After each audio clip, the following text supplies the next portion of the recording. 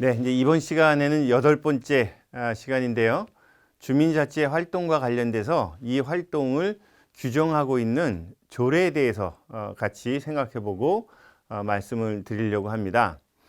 우리가 주민자치회라고 해서 자치를 강조하고 또 주민들의 자발적인 참여와 또 열성적인 그런 활동들을 얘기하고 있는데, 한편에서 보면 엄격히 얘기하면 우리가 얘기하는 이 주민자치회는 주민들만의 활동들이 아니라 일정하게는 행정과 연결되어 있는 이런 활동입니다. 그렇지 않으면 우리가 국가에 세금을 내고 또 많은 행정 서비스를 받는 과정에서 주민들만의 공동체를 만들기에는 여전히 어려움이 있겠죠. 물론 자치를 지향하는 과정에서 그러한 주민들의 활동들을 우리가 역량들 높이고 활동들을 넓히는 건 있겠지만 일정하게는 행정과의 협치가 필요하다는 이런 생각입니다. 그래서 저는 엄격히 얘기하면 우리가 주민자치회를 얘기하지만 주민협치회다라는 생각도 함께 갖고 있어야지 주민자치회가 잘 발전할 수 있다, 이런 생각을 하고요. 그렇기 때문에 우리가 이 주민자치회를 제도적으로 규정하고 있는 조례에 대해서 일정하게 이해를 갖고 그 조례를 학습을 하는 것은 굉장히 중요한 의미가 있습니다. 이번 시간에 조례를 중심으로 얘기를 하되 다만 이 조례에 국한돼서 말씀을 드리진 않도록 하겠습니다. 우리가 그 주민자치회를 얘기할 때 앞 시간에 제가 그런 말씀을 드렸습니다. 이게 융복합적인 통합적인, 그리고 우리 주민의 삶은 여러 부서로 나눠지지 않고 하나의 통일적인 이런 그 형태를 가지고 살아가고 있다, 이렇게 말씀을 드리죠. 그래서 우리가 이제 주민자치회를 얘기할 때는 지금 보여 있는 이런 그림들을 한번 보시면 될 것 같습니다. 그러니까 우리 마을에는 여러 단체들이 있습니다. 우리 주민자치위원회가 우리 그동안 활동을 해왔고요. 또 마을 만들기 협의회도 있고 이통장 협의회라든지 또 학교에는 우리 학부모 단체들도 있고요. 우리 마을에 가면은 또 아파트 관련된 뭐 입주자 대표회제도 있고요.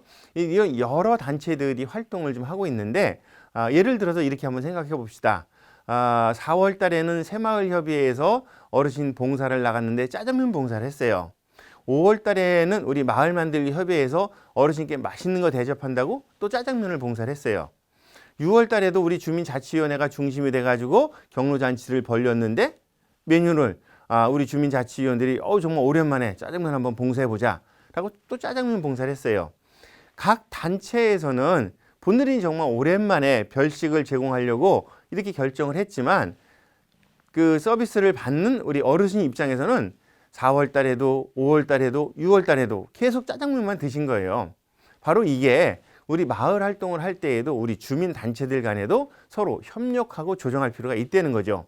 그렇기 때문에 우리가 주민 자치회를 한다는 것은 이쪽 그림에 보듯이 여러 지역 단체들의 활동들을 이제 한 곳에 모아서 같이 조정도 하고 필요한 것들은 보완도 하고 또 협력도 해 나가면서 활동을 하자, 이런 의미에서 우리가 주민자치회를 하는 겁니다.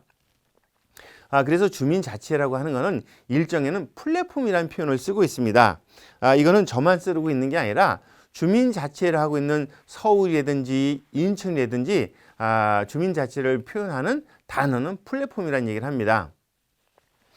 우리가 기차역을 보면 기차 플랫폼을 얘기 많이 하죠. 여러 열차들이 들어와서 플랫폼에서 승객들이 내리고 또 새로운 승객들이 타고 다시 빠져나갑니다.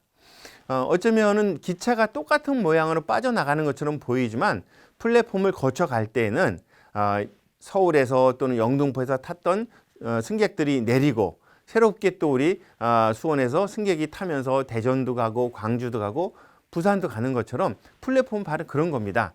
많은 일들이 그 안에 들어와서 서로 조정되고 토론이 되고 합의되고 새로운 모양으로 나가는 것.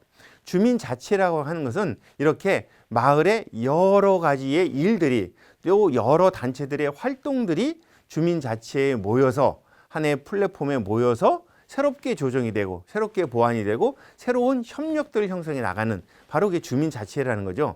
그렇기 때문에 우리가 이제 주민자치회를 몇 시간 동안 쭉 우리가 강의를 들었는데 한 가지 우리가 기억할 것은 주민자치회는 이런 플랫폼이다.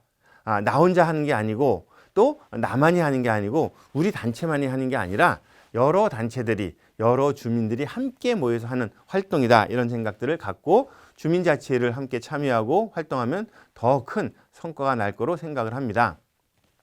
자, 그렇다면 이 조례에 대해서 말씀을 드리는 건데요. 이 조례라고 하는 것은 우리가 어떤 일을 할 때 나름대로 명확한 규정들이 있어야 되고요. 그리고 그런 규정들은 서로 간의 생각이 다르면 안 됩니다. 나는 여기서 분명하게 1을 얘기했는데 상대방은 2로 받아들이면 나중에 큰 혼란이 나겠죠. 처음에는 뭐 그냥 서로 이해하고 넘어갈 수 있지만 그래도 이 일이 점점 커지고 또 예산도 같이 우리가 투자를 하게 되고 그러면 명확한 근거나 규정이 없으면 이 혼란이 되는 거죠. 그래서 그런 것들을 우리가 잘 정리해 준 게 조례입니다. 그렇기 때문에 우리가 조례라고 하는 것은 우리가 활동을 하면서 그 안에서 우리가 지켜야 될 이런 범위를 생각하면 되는 거고요. 수원시도 우리가 주민자치회를 하면서 주민자치회 조례가 있는 거죠. 그 조례를 잘 알아야 되겠고 다만 이 조례라고 하는 건 한번 정해지면 계속해서 이어지는 게 아니라 상황이 바뀌고 우리 주민들의 참여 역량이 바뀌고 또 우리 주민자치회가 더 발전하게 되면 조례는 계속 바꿀 수 있는 겁니다. 물론 조례를 바꾸기 위해서는 우리 지방정부인 수원시 또 이 조례를 다루고 있는 수원시 의회 의원님들의 협력이 필요하겠지만 마찬가지로 의원님들도 이 조례에 대해서 필요하면 계속 바꿔나가면서 발전시키려고 하는 이런 생각을 갖고 있을 겁니다. 그렇기 때문에 여러분들이 이 조례를 우리가 같이 공부를 하더라도 요대로만 하는 게 아니라 조금은 부족한 것 또는 바뀌어야 될 것들은 늘 메모를 해 두셨다가 필요하면 이제 한꺼번에 우리 그 수원시 의회를 통해서 조례를 바꿀 수 있다 이런 생각을 가지고 조례를 공부해야 되겠죠. 주민자치에 대해서 처음 조례가 만들어진 2013년이고요. 그동안 몇 차례 조례가 바뀌면서 지금에 이르고 있습니다. 조례에선 제일 먼저 나오는 거는 이 조례는 왜 만들었는가? 어쩌면 그 일을 왜 하는가를 얘기하겠죠. 그 다음엔 그 조례에서 쓰고 있는 용어들의 정의가 나오고 또 수원시나 또는 주민들의 역할 이런 것들을 결정하는 게 이제 조례의 큰 틀입니다. 수원시 조례에서도 이런 내용들은 잘 정리가 돼 있고요. 주민자치회를 어떻게 구성할 거냐, 30에서 한 50명 정도로 한다. 위원들은 어떤 사람이 할 거냐, 어떤 권한을 줄 거냐 이런 것들이 다 자세하게 나와 있는 게 조례입니다. 그리고 주민자치회를 운영을 하면서 자치회의 우리 위원장은 어떤 일을 하고 또 그 일을 돕고 있는 간사는 어떻게 할 것인지 이런 것들을 계속 나와 있고 또 주민총회에 대한 부분들도 저런 식으로 우리가 여러분들이 보는 이런 내용으로서 주민총회의 역할들을 우리가 좀 볼 수가 있습니다. 그렇다면 이런 이제 조례에 대해서 다른 지역은 조례는 어떻게 돼 있을까 이것들을 한번 보면서 우리 수원에서 같이 참고할 만한 것들 또 앞으로 여러분들이 활동하면서 같이 고민할 것들을 말씀을 드려볼까 하는 거죠. 부천시에는 조례에 마을 계획과 자치 계획을 나눠서 이렇게 설명을 좀 하고 있습니다.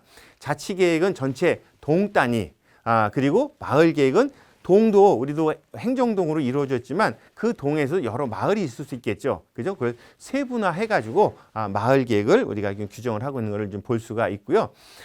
군포시에서는 주민자치위원들의 의무를 이렇게 구체적으로 적어놨습니다. 수원시에서는 열심히 하고 잘못하면 안 된다 이런 것들이 있지만 군포시에서는 구체적으로 적어놨습니다.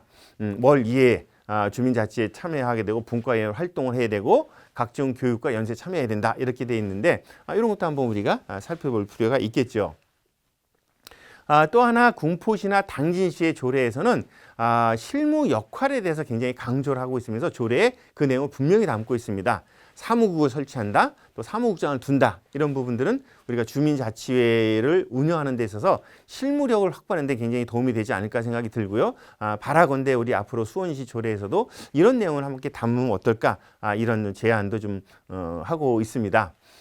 또 하나 이제 우리가 지금 자치 계획을 아까 그 부천시도 얘기했고요. 또 자치의 구성에 대해서도 지역마다 약간의 그 차이가 있는 것들을 여러분들이 같이 보면 될 것 같고요. 화성시 조례에는 또 좀 다른 지역과 다르게 주민총회에 대해서 이렇게 좀 자세하게 시작하는 과정과 마무리해서 주민들을 보고하는 것까지 자세하게 담고 있다는 것도 우리가 좀 참고를 하면 도움이 되지 않을까 생각이 듭니다. 당진시의 또 조례를 보니까요. 주민자치회에서 보게 되면 거기에 있는 여러 기관이나 단체들과 협력할 수 있는 그러면서 그것들을 위해서 별도의 주민 참여 조직을 구성할 수 있는 이런 내용도 담고 있더라고요. 그래서 우리가 주민자치의 조례를 보면서 수원시 조례를 바탕으로 활동을 하지만 활동하는 과정에서 나타나는 여러 가지 부족한 것들, 문제점들은 또 다른 지역 조례들도 같이 참고를 하면서 우리가 활동을 하고 또 그런 것들을 다음 기회에 조례를 바꿀 때 반영을 하면 우리 수원시 주민자치회가 더 발전하지 않을까 생각이 듭니다. 이렇게 짧은 시간에 주민자치에 대해서 많은 것들을 얘기할 수가 없고 또 이렇게 좀 온라인 강의를 하다 보니까 부족한 게 있을 겁니다. 제가 마지막으로 말씀드리고 싶은 것은 주민자치회는 말 그대로 여러분들이 만들고 여러분들이 창조해 나가는 새로운 방식입니다. 우리 이 강의를 들으는 수원시민 여러분들께서 각각의 마을에서 정말 흥미를 가지고 한번 주민자치에 참여해보고 여러분들이 좋은 마을을 만들어서 여러분들의 자녀들에게 그 마을을 물려줬으면 좋겠다. 이런 말씀을 드리면서 강의를 마치도록 하겠습니다. 고맙습니다.